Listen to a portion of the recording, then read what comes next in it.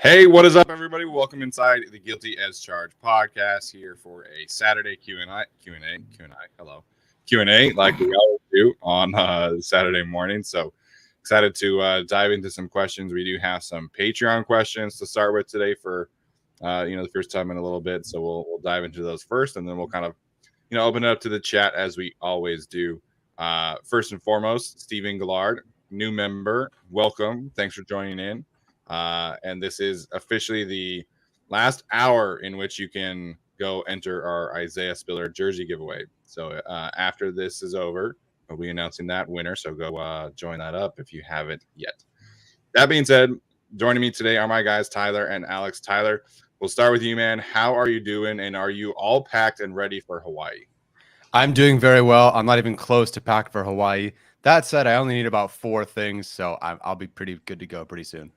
Yeah, a couple of swimsuits, a couple of t-shirts, and you're all good. A couple of travel things, and you're all set. Whereabouts in Hawaii are you going?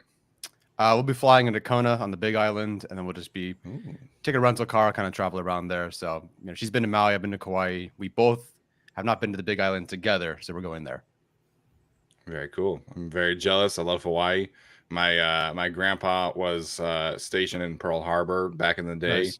Ended up buying a house. So when I was a kid, we used to go out and visit him, a few times every couple of years to Hawaii. So love that place. I mean, who doesn't love Hawaii? It's hard not to love. Alex is here as well. Alex isn't in Hawaii, but he is in the Caribbean. Alex, what's up, man? How you doing?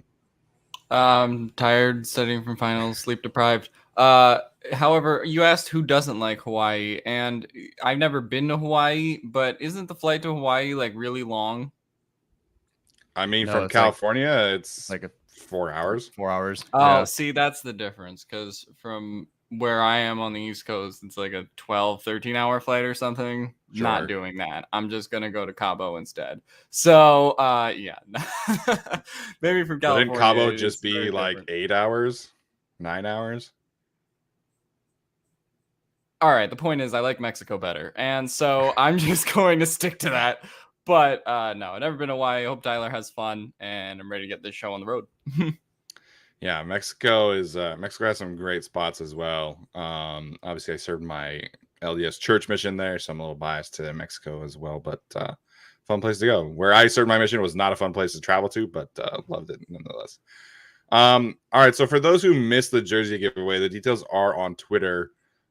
Essentially, you have to retweet the pinned tweet there, and then either support and sign up and support the show on Patreon or the YouTube membership option. And then there's a certain post on there that you just have to comment a certain phrase. So it's very easy. We just did this kind of as a way to reward those who support the show on Patreon on YouTube in that fashion. So, it is what it is. We'll do some other Twitter giveaways, YouTube giveaways, and things like that for the general crowd. All right, that being said, we'll jump into our first question from Patreon. The Coors Cowboy wants to know if we think special teams play a large contributing factor for snap counts / roster building. In this case, the fullback room specifically is how he wants to know if special teams could give an edge to Neighbors or to Xander Horvath. I think it could, and in the end of the day, it should. With that said, Neighbors, if he does anything, it's be a half decent special teamer. So I don't think they would grab Horvath just to replace Neighbors on special teams. To me, it's just who's the better fullback. I think that just contributes more, which sounds like an easy answer, but to answer your question, obviously one of them has to be good at special teams. If Horvath is awful for whatever reason or is not picking it up, then sure, maybe Neighbors takes that spot. But to me, it's really not like that's not really the point of taking Horvath. To me, it's just to get him more involved on offense. Yeah, I mean, I think special teams could determine a few roster spots. Like if we're debating between Dean Leonard and Keemon Hall to be CB6 at some point, like if that's where we find ourselves, then you can differentiate and be like, oh, well, this guy's better on special teams. I mean, everyone remembers what happened with the wide receivers last year with special teams value.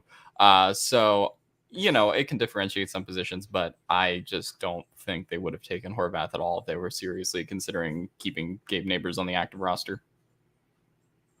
Yeah, I think specifically in terms of the fullback, like I think they are trying to get back to like what they had with Derek Watt, who was a great special teams player and kind of a good fullback option for them. I think that's kind of like the baseline for what they want right now is at minimum a legitimately good special teams core player. And, you know, Seaman Anderson certainly improved in that regard, but if you're taking, you know, Xander Horvath at his best and his elite RAS score, and ideally kind of morphing that into, you know, Derek Watt 2.0, I think that's kind of the goal. I think we know at this point that Gabe Neighbors is not a good special teams player. So I think in that specific position, it will help Horvath if he's able to kind of hit the ground running on special teams, because he probably is going to be a little bit behind the 8-ball in terms of blocking, in terms of receiving, and those kind of concepts. You know, he's never really lined up as an H-back tight end kind of role before. So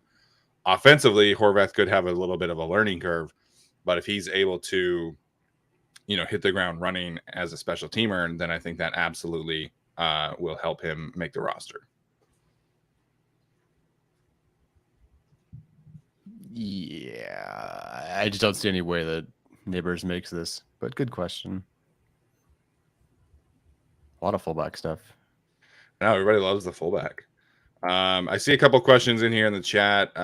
You know, Tyreek talking about the Peter King power rankings, which is definitely that was an article, not a video, by the way, Tyler.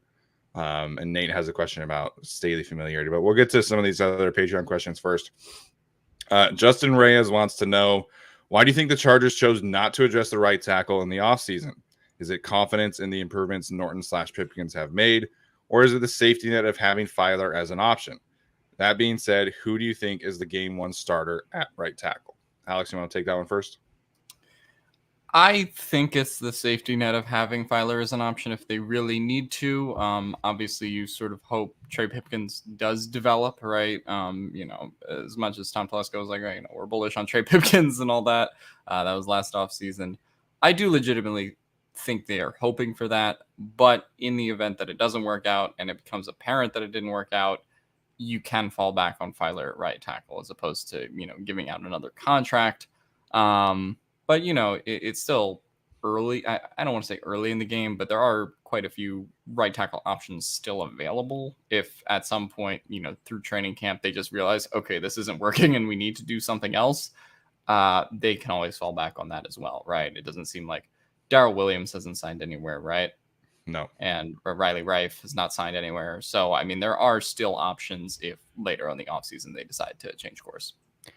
I would love for that to be the case. And I guess it could. But to me, I hope they're not, no offense to them, dumb enough to go all through training camp and go, these guys that were terrible tackles for basically their careers are still terrible tackles. Oh, shit, it didn't work out. Let's go get another one. Now, that's where the Filer thing comes in. I think that's more their fallback than a free agent, but I don't know, man. I really just think they're going to rock with the guys they have. Now, why didn't they address right tackle? I don't know. I think Staley does defer outside of the defensive side of the football. I think he does defer to his coordinators, to the position coaches. So I think that he might have wanted Hymas out there, but you know, they're like, hey, let's put in Kelamete or whatever. You know, special teams, he clearly, you know, it diverted to Swinton in that regard. So I think in this case, if Nugent came in and said, hey, I'm going to make these two right tackles work, Staley's going to go, okay, I believe you. That's your side of the football. You know, that's your expertise. We're going to rock with that. So I really think it's one of these right tackles. I think one of these guys is going to be the starter. I think Filer as a backup is cool, but to me, it's just like he's just answering that question and saying it that way for the media members. But really, I think they really just want one of these two tackles that they have. Yeah, I mean, from a roster building standpoint, like it, financially, it would be the best case scenario for them if one of these tackles making $900,000 hit and became a good serviceable right tackle. I've kind of said from the beginning, I feel like if they viewed Storm Norton as somebody that was really a good starter, they would have paid him as such instead of just bringing him back on the tender free agent option. So I would lean towards it being Pipkins or Filer at this point personally. And I think, there's an argument to be made, of course, that, Matt Filer would be the better option. I think the best option for the Chargers, I've said this before, is to get the 5 best players out there. And for me, that would involve kicking Matt Filer to right tackle. Now, it's early. It's, OTAs. There have not been any pictures of Matt Filer working at right tackle yet. It's all left guard. And the right tackles have always been Norton and Pipkins. Again, early OTAs, of course. But it does seem like they're just going to try and figure out who of those two players is the better option. And frankly, I think they're the same player, like literally the exact same player. And, they'll have some good moments against, poorer competition like Pipkins did against the Broncos when everybody was out. I mean, Norton had some good moments throughout the season. I think like you look at his game against the Eagles as a good game, but Brandon Graham wasn't playing in that game. And, they didn't exactly have any great other pass rushers opposite of, playing opposite of Storm Norton. So, and then they'll also have those games against Max Crosby, Micah Parsons, insert elite pass rusher here, where it's going to snowball and they're going to end up giving up 10 pressures a game and in those situations. So there's a lot of people out there who are like, Trey Pipkins is better than Storm Norton. They are the same player. They are the exact same player in terms of production. So this is frankly in a really annoying situation that they've put themselves in.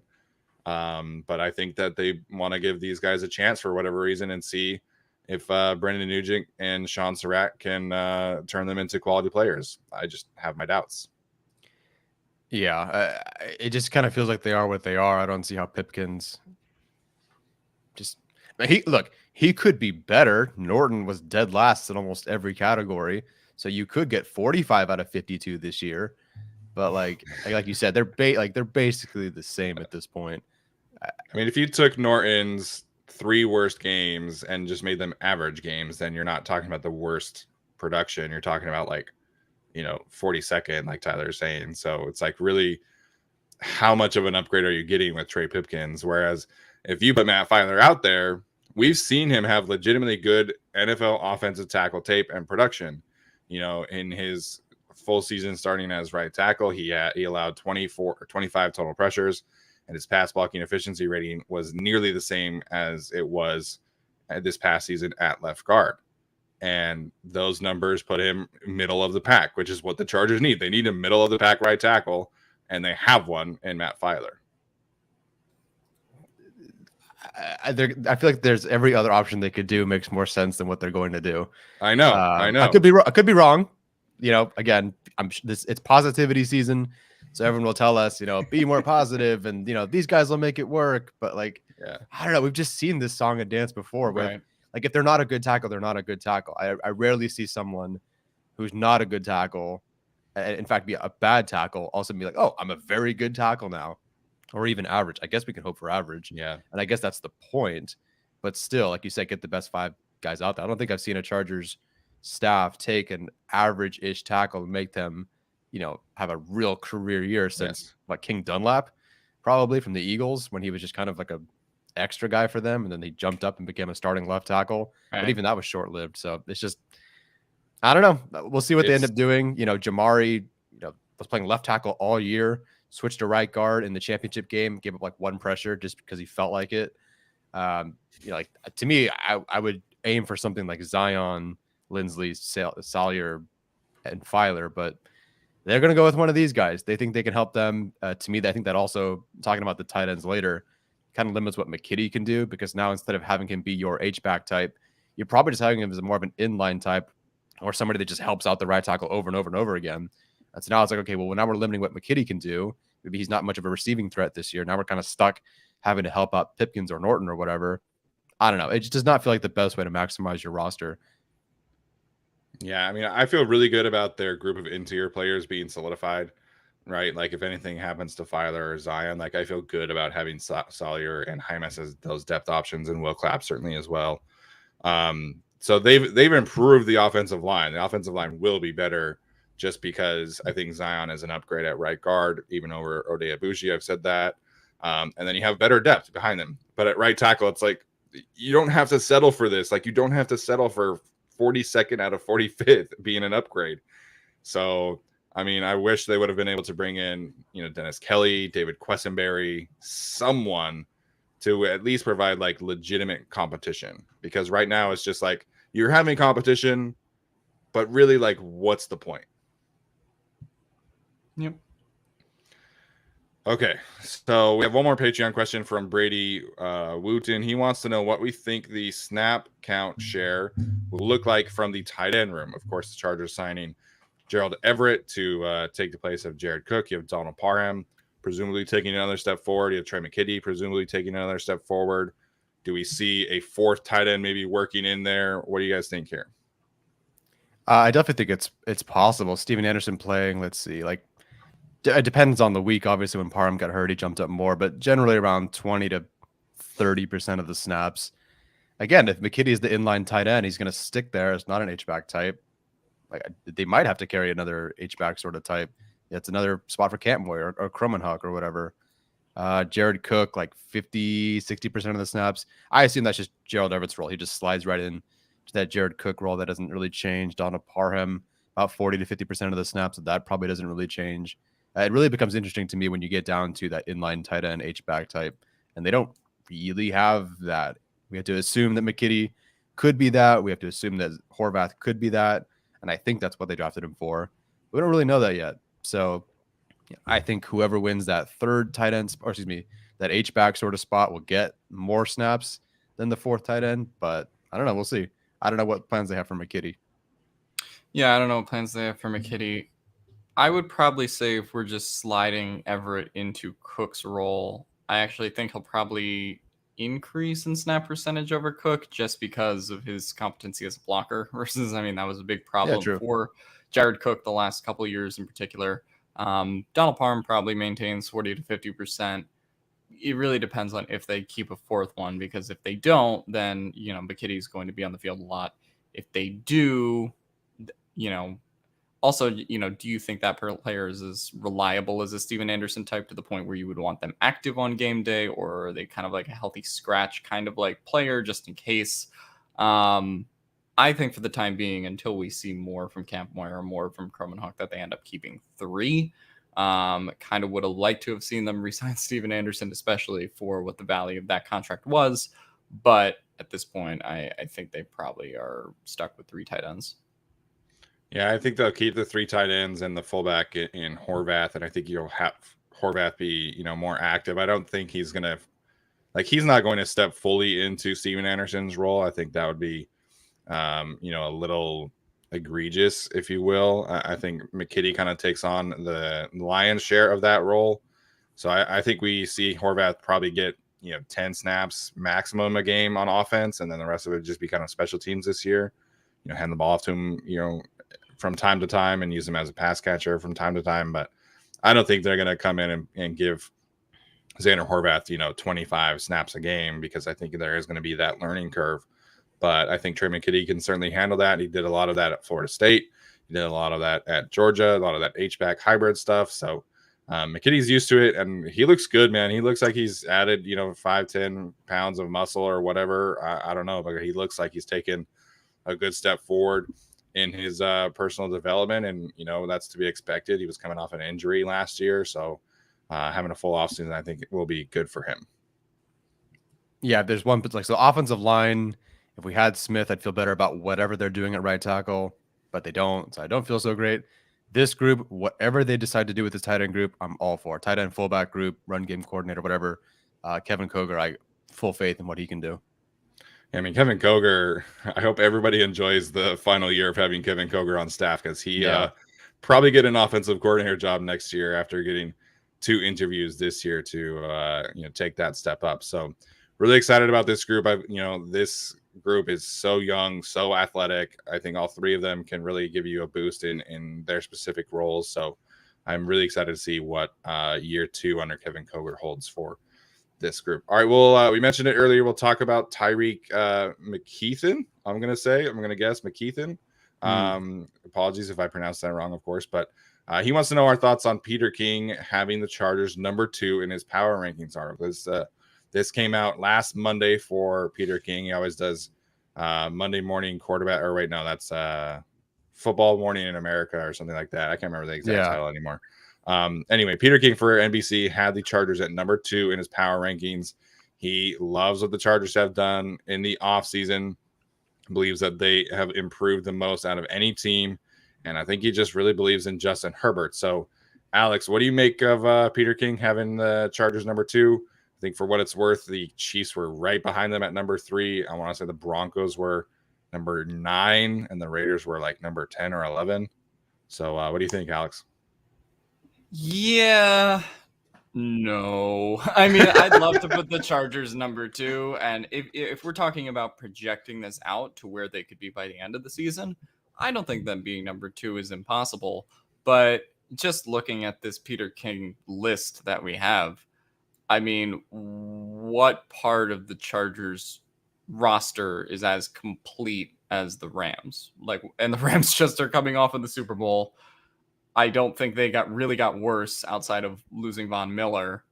I think the Rams got worse.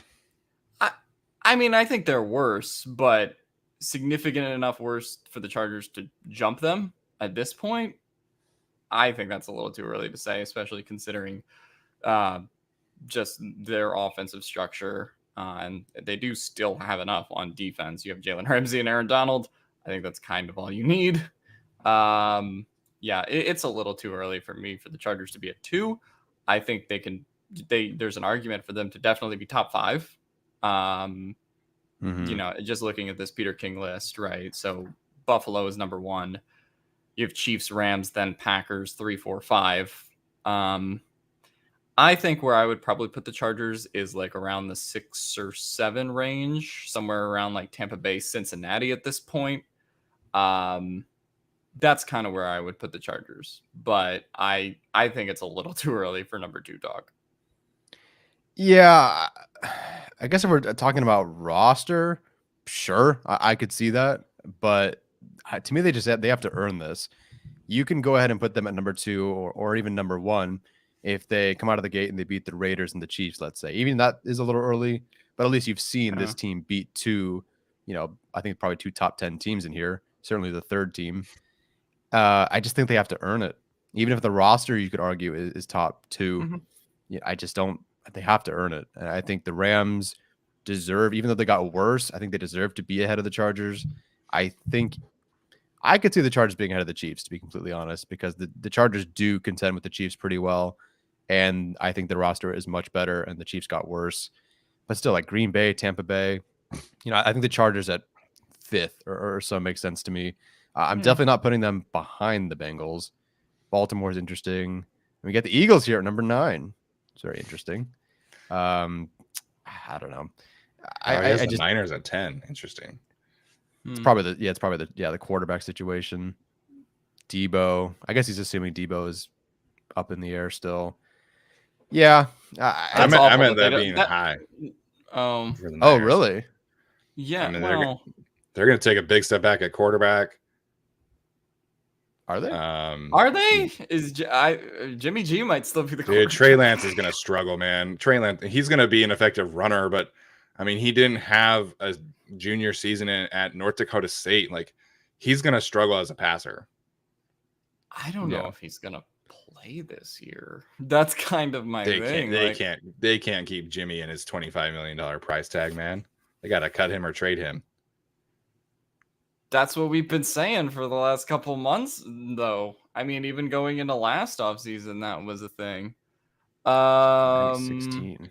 I mean, I think there's a few issues here. Right. Peter, like, for me, like if you're gonna do off-season power rankings, like I feel like you have to have the two teams that played in the Super Bowl as 1 and 2. Like I just think that's kind of how I view things, and I think having the Chargers at number 2 is cool. Like I think he's really high on what the Chargers have done, and I am as well. But I think you've got to have some kind of mix of what happened last year and what the teams have done, and like the Bengals at 7. I mean, as much as I would love to just shit on the Bengals as much as possible, but they're a good team. They made it to the Super Bowl, and then they improved their offensive line, which is really their biggest weakness. So right. I think in May, when you're doing power rankings, I just feel like you've got to have the Super Bowl teams at least in the top 5. And, I think the Chargers probably should be in the 5, 6, 7 range. Like Tyler, I feel like they kind of have to earn being number 2 as opposed to just having a good amount of hype and being in the top 5 or 7 or 8. And I also think the Ravens are too low, but that's just me. I will say about the Bengals, like I do think I get why you would put them at 2 or in the top 5 as a result of winning the Super Bowl, but like they did sort of get lucky in the AFC. 100%. 100%. Yeah, like they really, I mean, the Titans blew that game. Ryan Tannehill just I don't understand. I still don't understand what happened there. And the Chiefs blew that big lead that they had. So like in a sense, I could see Cincinnati roster wise, even though they did upgrade their offensive line, why they would be at 7. And again, like the whole playoffs, as opposed to like the NBA playoffs, is just one game simulation, and whoever wins, right? It's sudden death. So do you really figure out who's the better team from that? I still wouldn't say the Bengals are better than the Chiefs, even though they won that game. So yeah, no, I kind of generally agree with this top 10. Like, I just think with the Chargers, it's also like we have to see the improvements they've made, right? Like you can put them at number 2, after they win the first 2-3 games, or number 2 by the end of the season. But it's also like, okay, they've added all these pieces on the defensive line, but we still have to see the run defense get better, right? I mean, every national commentator, like the first thing they say about the Chargers is Herbert, bad run defense last year, right? So, I mean, I think you just kind of have to see how that plays out first. I do think it'll be better. But yeah, no, I just think it's a little too early for them to be 2. Yeah, and someone pointed this out about the Rams. I mean, they lost Andrew Whitworth too, so their offensive line is going to be significantly worse. They lost Austin Corbett, so I think the Rams will take a step back, but I still think that they'll be very much in the mix. I mean, the NFC is a shit show after the top 4, so they'll make the playoffs, probably win a playoff game, but I don't think they have a good chance of repeating in with this kind of makeshift at offensive line and what they've lost in Von Miller, because Von Miller had like 20 pressures and 5 sacks in the playoff run for them, and Leonard Floyd is not that. That's true. No Von Miller, no Sebastian Joseph Day, no OBJ, which Ed Whitworth, no Woods. Bunch of people talking about Ode Abushi. I don't think he's coming back. I think we can confidently say that he is going to be moving on unless something happens. Like if somebody gets injured, then sure. But I think he made it pretty clear that after they drafted Zion that he was probably not going to come back. And he thinks that he should be a starter. And I agree with him. And I don't think he should sign with the team unless he has a good chance at starting. So, theoretically, could he start over Jamari Salyer if they kick Filer to right tackle? Sure. But I think the Chargers need to be able to have some time to kind of sort that situation out. And then Ode, of course, has to get healthy. Right. That's the thing. Even if he comes back, I know his whole video was on the road to recovery to be able to play week 1. I don't know if the Chargers can wait around and, wait for him to just be ready for week 1 at this point. Brad is very high, apparently. Brad, enjoy your Saturday 9:30 in the morning high. Already? Do what you got to do. I guess he could be on the East Coast. So good old 12:30 high. Wake and bake. Envy Talent had this comment, Mike Davis CB4. This is a really interesting comment. If you listen to Daniel Popper on Chargers Weekly, he kind of seems to think that Davis is the 4th corner and that Callahan would be the 3rd corner. which would allow them, of course, to keep Asante on the outside. He also thinks that they're going to cut Jerry Tillery. So I don't know. Like, this is the Chargers' weekly appearance was a little much for me from Daniel Popper this week.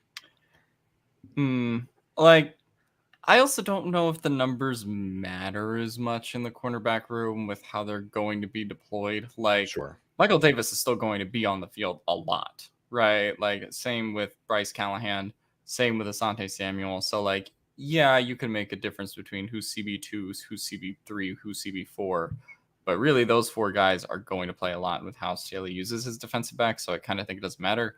I agree with what Popper was saying before the draft, is that like Michael Davis stocked down, right? Which is why he kind of like had them taking Trent McDuffie, I think, in one of his last mocks.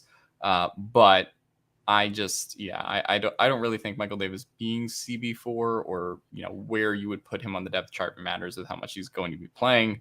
And I don't really view Jerry Tillery as a cut candidate either. I mean, they need another interior defensive line pass rusher. And if you cut him, you're relying on Morgan Fox and then probably someone you're getting on like the waiver wire or someone's, a la Eric Banks from last season. So I don't think the Chargers are willing to do that. I don't think there's much financial incentive to cut Jerry Tillery. I think they're just keeping him this year and letting him walk. Yeah, the Jerry Tillery cut candidate, trade candidate thing, I don't see that. You got Morgan Fox. We're just even assuming that Jerry Tillery is not the starter. Like, he legitimately just could be the starter. He could be. So I don't think him going from that to like cut candidate, unless he really is throwing some sort of hissy fit or something. If there's something internally, then sure. Otherwise, there's no real trait. Like, who wants Jerry Tillery? It's not that simple. You get a 7th for him. Yeah. Cool. Take a 9th round pick. Yeah, exactly. You're just like undrafted free agent pick or something like that. Like, if you just give me a priority waiver signing after the draft next year. Priority UNFA signing. Yeah, move up in the waiver wire spot or something. But no, like, and then cutting him doesn't really save them a whole lot of money. You have to bring in someone else anyway. Otito Agbonia, like, he's a 5th round pick. I don't see them relying on him so much to be, a legit pass rush threat right now. As far as Michael Davis goes, I'm going to say that I think he's going to be the outside CB2. I think Asante Samuel Jr. is going to play in the slot. That's just how I see it. I think he's going to start on the outside. Unless he gets hurt, which, which is very possible. Yeah. But I think he's going to start on the outside. Really, because a couple of people are talking about trading Michael Davis or cutting Michael Davis. They can't cut Michael Davis. If they cut Michael Davis, they have a $9 million dead cap hit this year, and his cap hit is 9.375. So financially, that makes absolutely zero sense to cut him. If they trade him, they can save $5 million. But again, who's trading for Michael Davis in this scenario? And how much are you like? Is trading him for a 6th round pick worth saving $4 million? Like, I don't think that is the case. I think Michael Davis is a quality depth corner, and I think that's fine. Like, is he probably a little overpaid at this point? Yeah. But, I think you keep him, you have him as, if Tyler thinks he's the CB2, then you keep him as the CB2. I think he's the CB3 just from a physical profile standpoint. It gives you a little bit more diversity to have Asante, JC Jackson, and Michael Davis out there. But trading him, it's not worth the return unless you're getting like a 3rd round pick, which that's not happening because you just had a bad season. So I think I was just going to say, I like how we talk about our quarterbacks being like, oh, all of our quarterbacks got hurt last year and we were putting Devon Campbell and Justin Jefferson. Also, let's trade away our depth. Well, that to me, that just doesn't make any sense. No, you're the most you're getting from Michael Davis at this point is like a 6th round pick because he had a really bad season last year. He has no trade value at this moment. Mm-hmm. So, and you have to take into consideration the contract. You're taking on a big contract, so a relatively big contract at least. So trade value is essentially nothing right now. So I think you keep Michael Davis. You have a good deep rotation at corner, and you can kind of keep your options if everybody's healthy, of course. If anybody gets injured, then you have Michael Davis, who's been a reliable CB2 in the past, who's taking games against Stephon Diggs and Darren Waller and all that stuff. And he's not cheeks. Like, he has some struggles. He was a former undrafted free agent. We need to change our expectations. It's the same thing with Sam Tevy. It's like you take these players who are late round picks or undrafted free agents, and your expectations need to change for how you look at them. And if you're talking about Michael Davis, he was really good in 2020. The scheme change was not super favorable for him last year, which is why they went out and got JC Jackson. So he's not cheeks. You're talking about somebody who's a quality CB2, CB3. That's not cheeks or being an awful player. Can someone make audio clip outs of Steven saying cheeks repeatedly? Thank you. Okay. Cheeks. Cheeks. So, okay. Yeah, no, I mean, at this point, with the other thing with Michael Davis is I just don't.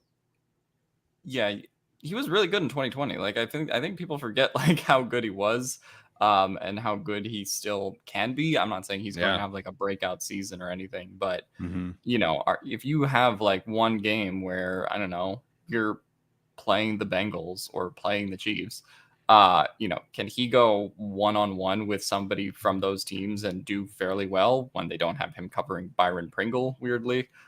Yeah, they can. So I think that he's still really valuable to this team. I know he had a bad year last year, but I think people, like Steven said, are just kind of going overboard. Yeah, hold on. I'm going to try to bring up my good old presentation here.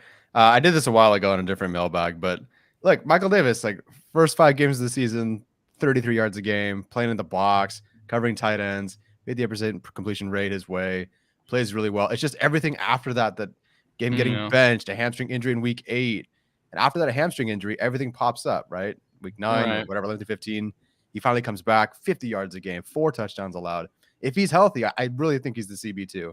I think he legitimately can and should be the other outside CB2, which isn't a knock on Asante Samuel Jr. I just think him being in the slot would be awesome. You know, I think the other thing is people have to remember we play in the AFC West as well, right? And Michael Davis, one of the things he's been very good at is covering Travis Kelce and Darren Waller. Like when he's been asked to, like he's been pretty good at that, especially with Darren Waller. So for me, like I just think you're making yourself thinner by cutting him, and you're not getting enough value to make that make sense. So. Yeah, final thing about Michael Davis, as Ross points out, you know, Brandon Staley said, you know, when you're in the Gus Bradley cover 3 system, you're doing the same thing every single play. You are, you know, dropping into cover 3 with some man principles. Occasionally, you're going to shadow Stephon Diggs or whatever the case may be, match up with a tight end. But for probably 80% of the snaps on any given Sunday, you're doing the exact same thing. You have one responsibility. And you come into a Brandon Staley scheme where maybe on this play you're kind of dropping a little bit and playing a little bit of cover 2 sync, where you're kind of asked to do more tackling, or maybe certain times you're dropping into cover 4 or matching up with Darren Waller, matching up with Travis Kelce. You have so many more responsibilities in this scheme, which is a good thing, but it takes time. And, you know, I still think that Michael Davis has a good amount of upside if he can kind of rekindle his 2020 form and improve and be more comfortable in the scheme.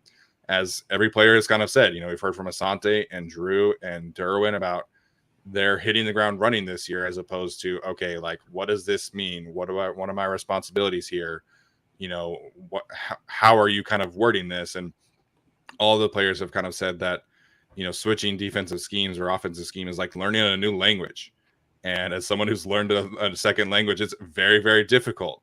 And so I think you're talking about all of these players being more comfortable, improving in the scheme, and just being able to focus this year on their development and techniques, as opposed to learning a foreign language and learning a new scheme. Absolutely.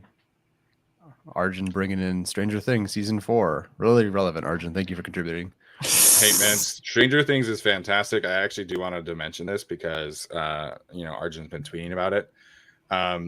So Brooke and I went back and watched Stranger Things 3 because it came out in 2019. It's been 3 freaking years. And season 3 of Stranger Things is elite television. And I can understand people who don't like Stranger Things because the first season you're watching a bunch of little kids. But season 3 of Stranger Things is elite television.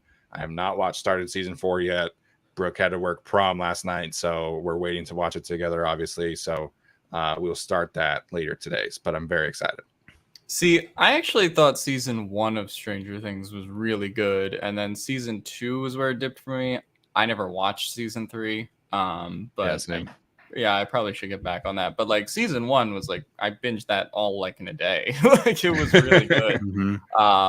Season 2 is where it fell off. But yeah, I'll probably get back on that maybe. Yeah, I'm the same way. I heard the same thing. I watched season 1, loved it. I think everyone is a huge phenomenon. And then season 2 came out. I'm like, okay, it's kind of the same thing. And then so I just figured, But then again, I heard season 3 is amazing, so I'll have to get back on that to get back on the 4th season. Right. I still got to finish Severance. I got to finish Better Call Saul. I got to finish Barry. Got a lot of stuff to go through. Yeah. If anyone has watched the mid-season finale of Better Call Saul's final season, that is absolutely insane. So I implore anyone to go watch it. Yeah, Tyler, I know Alex isn't into this stuff, but have you watched the Obi-Wan show yet? No, I haven't. I saw the one clip from the Obi-Wan show where the camera is shaky and they do a lightsaber fight. That's all I saw from it. And like one of the opening scenes or something. That's all I saw. Whenever Hayden shows up, I'm cool with it. Well, you'll have to let me know what happens. But Stranger Things would definitely recommend getting back to it. What's The Boys? I've seen some people talk about that on Twitter. So good. That's the Amazon one with the fake superheroes or something like that. Yeah. I know. Crap, I always forget his name in real life, but he plays Gus in Breaking Bad and Better Call Saul. He's in that. Giancarlo Esposito. Yeah, Giancarlo Esposito. Thank you. Isn't that funny how we always associate actors with like one role and then that's who they are forever? Yeah. I feel like he's been in a lot of things recently, though. He was in Star Wars. He was in the Far Cry video game. He's been in like a lot. Yeah. I think he actually produces some of the Marvel stuff too. Oh, really? Oh, wait. No, I know who you're talking about. That's like, frick, who is it? It's not him, but it's a very similar name. I know what you mean, though. Yeah, I forget. Yeah, The Boys is awesome. It's a rated R, raunchy, violent superhero show. It's Janae and I love it. We love that show. Same with Barry, which is amazing. Where do I watch The Boys at? Amazon. Yeah. Okay. Yeah. Wait, is that the one? What's that guy's name? Carl Urban, I think his name. Yes. He's in that. Yes. Okay. Yeah.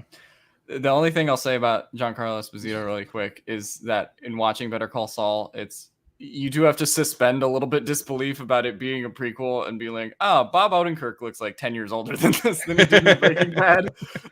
Same with Jonathan Banks. Mike from Breaking Bad looks like, oh God, he looks so old. But Giancarlo Esposito looks exactly the same.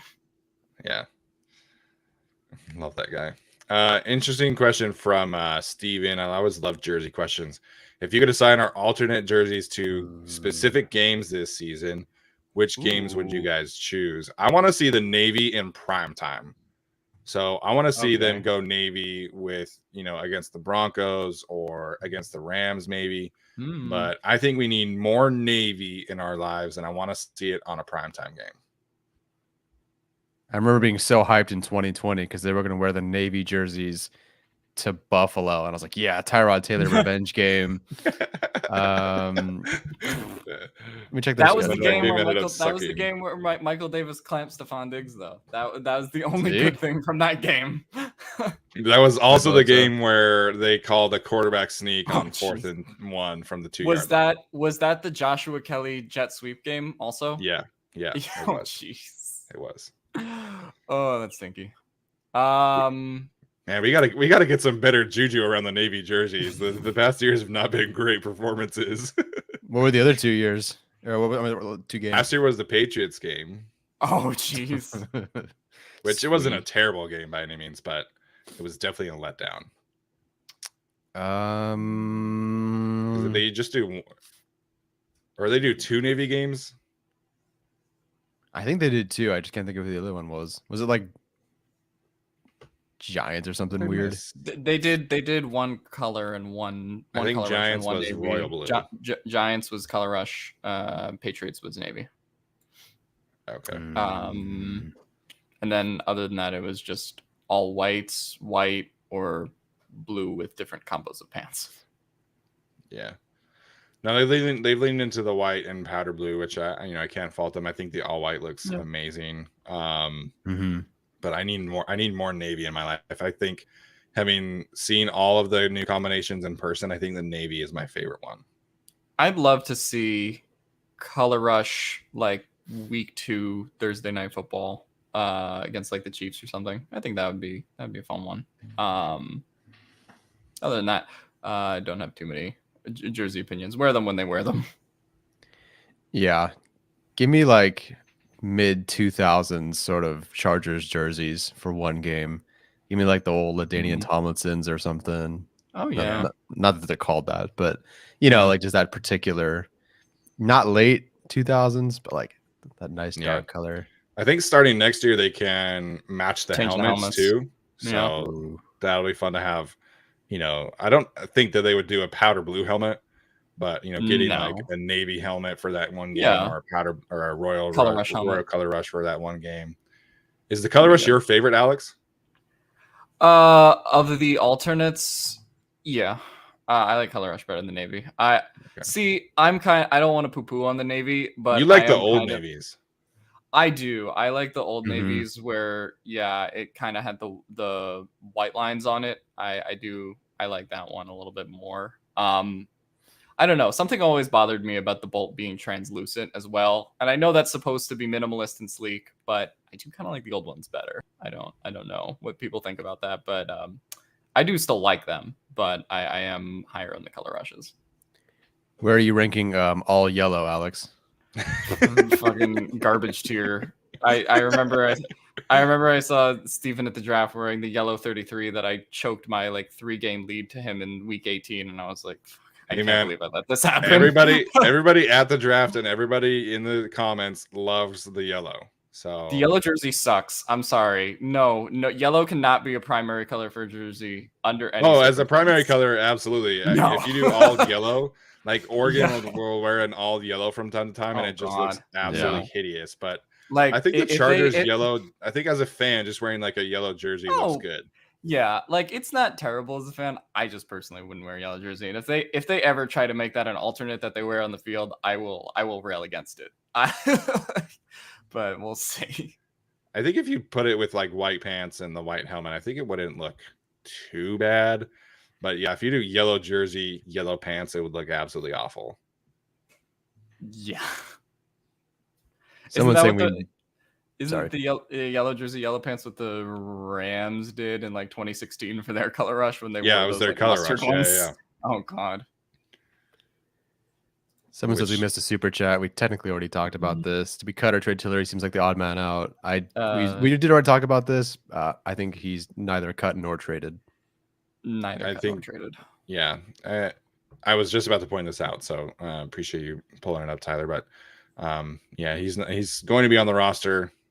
Ideally, he's not a starter. Yeah. Egregious Monk, right above Theory, asked a question about potentially trading for Marquez Callaway. Of course, obviously played in the Saints. He's cheap on a rookie deal still. What would you think about trading a late round pick for a 2024 pick for somebody like that?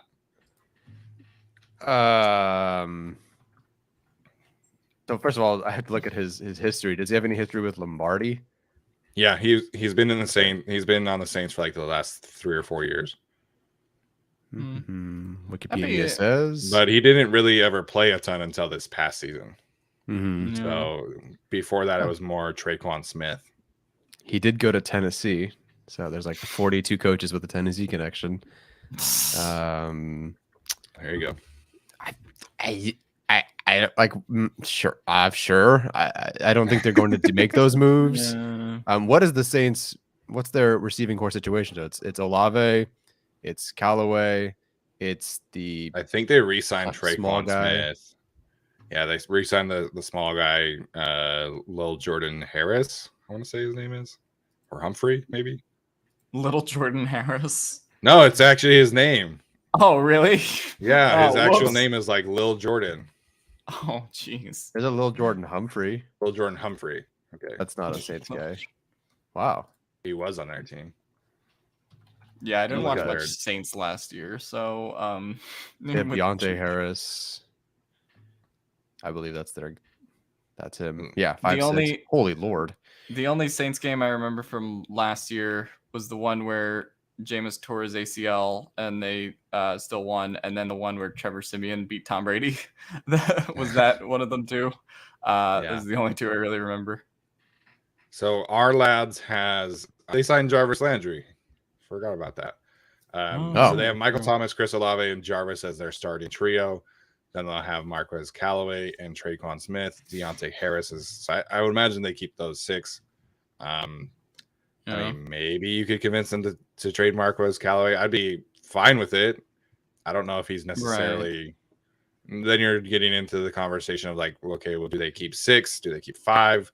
Do they really want another body in that room? You know, I think you'd have to be talking about a deep threat who's better than Jalen Guyton, and I don't know if Marquez Callaway is that. Yeah, and also, I mean, the thing about them trading receivers, I mean, you're relying a lot on Michael Thomas in that instance, and the guy hasn't played football for a year and a half now. Is that where we're kind of at? Like, so I don't know. He was on my fantasy team for a while and then didn't play. Then your fantasy team and didn't play. So, I mean, yeah, I know. I mean, he's been injured. You're relying on a guy who got surgery late. So to me, I would not trade Marquez Callaway in the same way that we just talked about, like not trading Michael Davis because other guys could get injured. Like, I don't think you should like purposely remove your depth. Like to me, that doesn't make a whole lot of sense. If the Chargers would wanted to go for it, I think they could.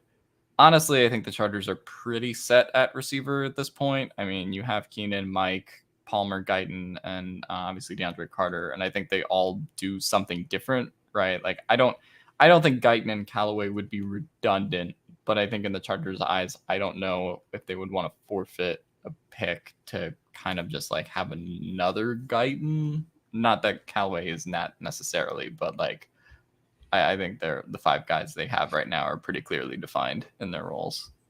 Yeah. Callaway behind Keenan Allen in yards after the catch per reception. So, oh shit, that's how good he is at that. So he's just like Olave. They certainly have a type. No kidding. Double Olaves.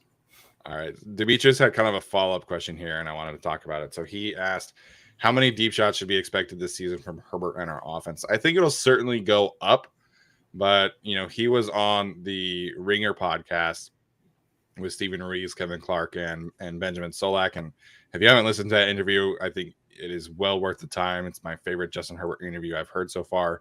And they asked him about like his mentality with taking shots deep, and he, you know, paraphrasing, kind of said like you have to be selective and smart. So I think, you know, Joe Lombardi took a lot of heat last year for the the perceived lack of deep shots. But I think part of that is A, the offensive line not being able to hold up, and B, Justin just kind of being a more calculated risk taker than we all think that he is. And, you know, I think, you know, if you're talking about like comparing him to Josh Allen or Justin Fields or Patrick Mahomes, those guys are all like big game hunters. Like they want to chuck the ball deep as many times as possible. And I just don't think that Justin has that same kind of mentality. So I think there will be more. I think his yards per attempt and all that stuff and ADOT will go up this year. But I'm not expecting like a drastic change to him, you know, just destroying everybody every single week with 60-yard bombs. So I think people kind of need to temper their expectations here. But I do think it will increase next season. It should. Yeah, I think it'll increase. I mean, the other thing to consider here too is like if your running game is better, which I mean we expect their running game to be better with Eckler and now Isaiah Spiller as RB2. That probably means there's like more second downs you're running on than like being forced to pass, right? So you know, I think that gives them a little bit more versatility there. So if we're just talking about the number of deep shots they take, I think it'll increase, depending on, of course, how healthy the offensive line stays. If it does go south kind of quickly for the offensive line, it could be less, but I don't think it'll be drastically more either. Yeah, it's so funny to look at the deep passing, that what the difference between last year or the previous year, his rookie year, and this year is 67 deep shots in 2020 64 deep shots in 2021. Everyone's freaking out about that.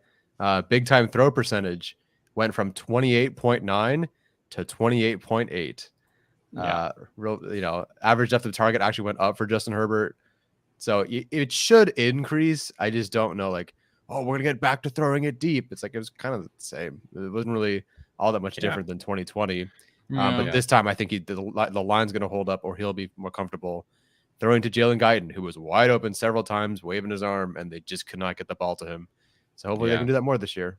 I mean, you're talking about an offense that was top 5 in the league last year, and that should continue to be the expectation. So I understand deep passes are a lot of fun, and Justin Herbert is fantastic at that. But I think I care much more about the quality of the offense improving. And, can we be more consistent each week? Are we going to have games last year where the offense just kind of stinks like they did against the Ravens or like they did against the Patriots for the first half? Like, that's really what I care more about, is the consistency, as opposed to like, oh, are we getting 7 deep shots a game? Like, I'm going to throw a fit if that's not the case. It's like, I just want a consistent unit this year. And I think that, again, talking about the second year in a system, this is where I think that comes into play, where everybody kind of feels comfortable with their assignments, comfortable with the additions and the improvements. And the other thing with like ADOT and things like that is that the Chargers do so many run pass options on a game-to-game basis that Justin Herbert is likely never going to lead the league in ADOT, because they do 10 short passing concepts just based off of run calls. So I think that's the other thing to take into consideration here too. True. Yeah. And Vital mentions the drops too. Like, geez, like how much better will it be just because I hope the drops go down? The funny thing though is that the Chargers offense last year averaged more points per drive than the 2006 offense, which everyone assumes is like some peak Chargers offense, because LaDainian Tomlinson that whole season. Chargers averaged more points per drive this past year in the first year of an offense where everyone wants to fire the coordinator than they did in the 2006 offense or any year of offense that Rivers had after that. Yeah, and I also think we talked about last show, just Justin Herbert being in this system for another year. I mean, that's probably just going to lead him to be more equipped to take some of those deep shots as well and feel more comfortable in doing it. So, I don't think it's anything to overreact to. All right, a couple more questions here. I saw the Utah questions. I saw the Utah slander. I will not stand for this. Pull up the Utah slander. Wanted to get to one question first from Envy. Again, he wants to know how confident we are in Ryan Ficken to turn this special teams unit around. Yeah, I mean, I think he did really good last year with the Minnesota Vikings. Obviously, kind of got Kene Nwangwu going there. I mean, turned around their special teams as a whole.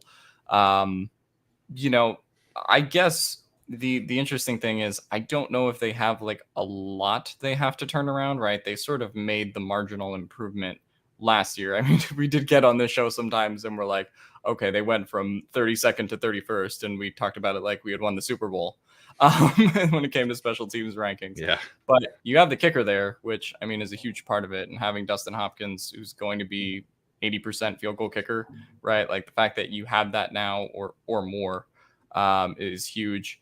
If you can just get a punter at this point, you're kind of okay, right? And I know they moved on from Ty Long. Maybe it'll be J.K. Scott, maybe it'll be someone else. But if you can get a quality punter and the blocking holds up, like I don't think there's a whole lot you have to do to go from, bottom of the league to top of the league, right? And they're kind of subbing in Andre Roberts for DeAndre Carter, which I think at this point is like more or less the same, with DeAndre Carter having more of a role in the offense. So I'm fine with that. And I'm pretty confident based on what they've assembled so far that so long as the punter situation kind of withstands, then the special teams will be fine. Yeah, I don't have any concerns right now with Ryan Ficken turning the special teams around. I think Darius Swinton could have turned the special teams around if he just had the same players who made the right decisions at the beginning of the year, or already had Andre Roberts, already had Dustin Hopkins at the beginning of the year. I think they would be like in the early 20s, I guess. So I think same thing with Ficken. Even if he sucks at his job, I think for the most part, just having the right guys here is going to make the special teams, better. To me, really with Ficken, it's all about the end. It's the back end of the roster decisions. That's more important to me this year, considering what happened last year, than even really just fixing special teams. Like, can you make sure that the right guys stick on the roster rather than make some very fireable decisions, which got Swinton fired in the end? Yeah, I think everything we've heard come out about Swinton and that decision to move on from him is that he did have some say in roster decisions, and Brandon Staley obviously didn't like the way that those things panned out. So, of course, Brandon Staley could have stepped up in those situations, but Darius Swinton, you're heading into the season and your plan is KJ Hill at punt returner and Larry Roundtree at kick returner. Like, that's also like, what are you doing? If Brandon Staley would have listened to the podcast, he would have overruled that decision. But yeah. There we go. All right, now we'll talk about my University of Utah. JM said, who wins the Pac-12? The answer is that the University of Utah is going to repeat again. They are completely stacked. They have the best offense they have had in the longest time. Cam Rising is the best quarterback in the conference, not that guy at USC. So the answer here is The answer is not USC. It is not Oregon, who's going through a coaching change. The answer is Utah. What's the bet here if it's not them? What's the bet? Field, like Utah versus the field here.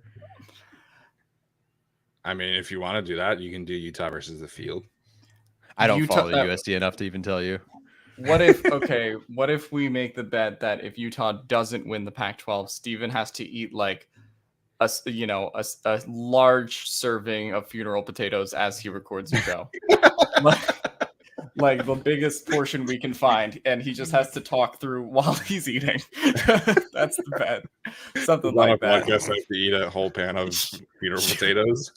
And only me and Tyler can tell him if he's allowed to stop or not. But I don't know. I don't have any Pac-12 opinions. I don't stay up for Pac-12 games. So it's too late for my bedtime. Yeah, the new Pac-12 commissioner is changing that a little bit. Hope so. Hope so. They've got a few mid-afternoon primetime games this year on Fox and things like that. So should be better. Good luck. I hope Utah wins. I really don't have a horse in this race. I just root for the local team, but go Utah. I hope they win it. It makes you happy. NSN said Steven has to write a complimentary article about Pipkins and Norton if Utah loses. That's a punishment. I mean, should the Pro Bowl have a pie eating contest? See, we always end up on food. Should the Pro Bowl have a pie eating contest for O-line and D-linemen? In terms of the Pro Bowl, I do hope that they get rid of it, for the sole fact that would mean that Justin Herbert was the last Pro Bowl MVP. That's a Jeopardy question. I also like how he spelled it pro bowl, which is what the Pro Bowl has been recently. If you have an eating contest, it will be pro bowl. Yeah, that's true. Just have fun with it. Do what the dunk contest has sucked in the NBA recently, but do the whatever the football equivalent of like the 3-point contest and all that stuff would be. I feel like that'd be fun. Maybe show the kickers some love. You can have Dustin Hopkins and all those guys have like a field goal kicking contest. I'm just trying to think of things. Maybe wide receiver jump ball competition. I don't know. The thing with the Pro Bowl and like the reason they had to cancel it is like no one wants to play that game at the end of the season. Like the All-Star game and all the All-Star games are like mid-season. So I don't know. Just have fun with it. Go crazy. Then they just make it dodgeball. Just make all these guys playing dodgeball the new Pro Bowl like they've been doing. Like I don't know. Yeah, but the Pro Bowl had to go. Yeah, I feel like if you're going to ask them to play a football game, like, I mean, the Chargers players that waited, they had to wait like a whole month to play that Pro Bowl game after the season ended. So people just don't want to do that anymore. Yeah. I think if you're going to change it and do things like this, make it happen, the Saturday right after the season, you do some like 7-on-7 stuff, and you can have the linemen play receivers and do some things like that. Lindsey Jones did mention for the Athletic, she mentioned in her article about it, she thought doing like having the kickers play horse, have like specific targets up in the field goal range and like have them play horse as kickers would be a fun thing. Yeah. And, again, you don't really get to see much of any of the kickers in the Pro Bowl, which is, good or bad, depending on who you are. And like this year, the punter like literally never went on the field and like he was mic'd up for it. And I want to say it was the Raiders punter. But just make it more of a competition in certain ways, I guess, would be more fun. But the game itself is not going to be entertaining anytime soon. Just have the Pro Bowl nominees play basketball instead. Like do something to break out of the rotation because they don't want to play football. It's too physical. No one cares at the end of the year. Just let them have fun. Let them do something they like. Yeah. Give me. Yeah, someone says Young Hui Koo would do backflip kicks for horse. I endorse that. Yeah, flag football. No, maybe. I want to see like paintball or something like unrelated, but still a team sport. Just have like paintball and have like Donald Parham, like everything be like 6'2" for coverage, and he just has to try to duck behind things that are way too short for him. Just have like Justin Herbert play Tom Brady in chess or something. I don't know. Just do something. Yeah. I mean, they do a little bit of a quarterback competition with like the moving targets and things like that. Yeah. But I remember like back in the old days in Hawaii, they have like legitimate competitions.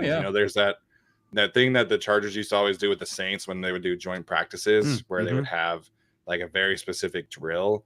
Like just get that drill with all the quarterbacks. I think that'd be more entertaining than what they do now with it. Yeah. Someone said ping pong, and I said ping pong. That'd be funny.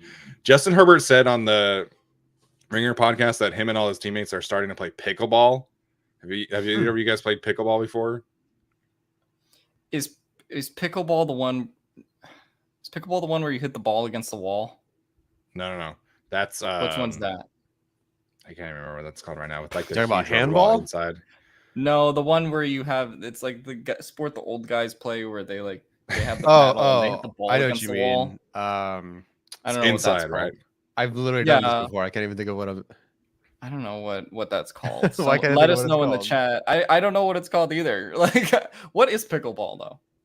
So pickleball is basically mini tennis. It's like squash. Is squash the one you're looking for? Yeah, Racquetball. Racquetball. That was Racquetball. That's the one. Racquetball. Okay. But pickleball is basically mini tennis. Ball. Like it's at an actual tennis court, and you're just doing mini tennis. So it's not as hard to like hit the ball over the net consistently. You don't have to cover as much ground.